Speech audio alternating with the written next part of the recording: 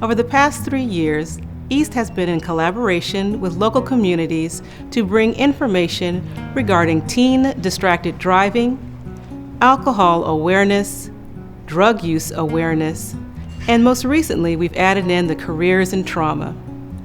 This facility is unique in itself that they have a portion that had us involved in regards to career development. And the career development has to do with involving them at the level in which we were involved at the same age. You know, we interacted with them in such a way that they realize that they can do anything they want to do in life, not necessarily because they have obstacles that they cannot overcome, but you know, they see that ordinary people like us have been able to achieve what we want to achieve in life. One of the things that's unique about the East Injury Prevention Outreach event is that it ties together some different pieces of the community that historically may not come together. So while we come to a high school and we take over that high school for the day under the guise of distracted driving, it's actually bigger than that. We bring our colleagues from the trauma centers in the area, from different groups like the law enforcement agency that covers the high school, and we come together to put on a real multidisciplinary program. It gives us the opportunity to not only do some real injury prevention outreach work, but to build some relationships in the community here in Naples that may not have been built before. We've been very excited about the impact we've been able to make at these outreach programs.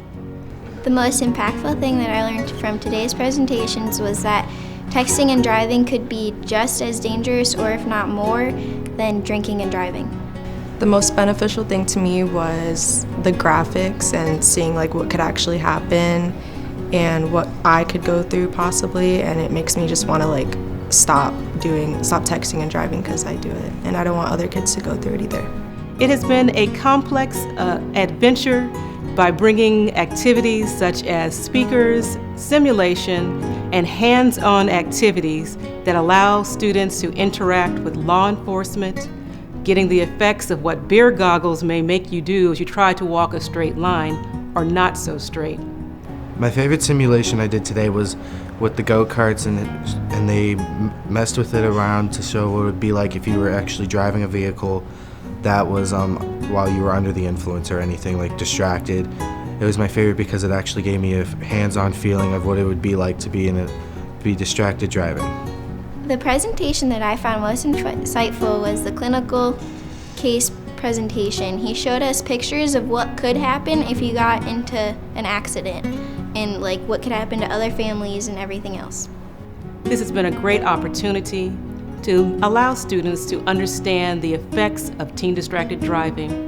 We're trying to address the high school kids at the grassroots when they're thinking about driving, and this is a way in which we can completely immerse them into realizing that distracted driving is a big event these days. It goes hand in hand with what we see in the trauma centers.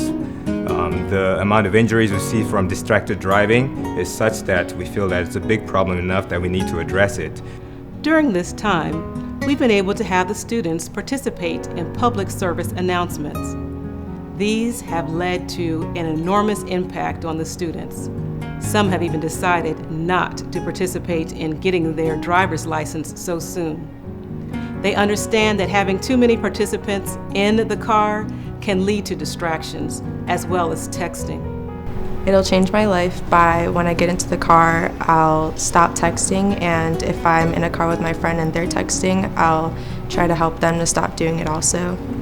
A message I would like to tell others is do not text and drive because it could destroy your life as well as others. Just a message I'd like to give out to people is just don't text and drive. It's not worth it. You can always wait. Texting and driving can actually be 6 times worse than if you were under the influence and driving. It can ruin your life and life of other people.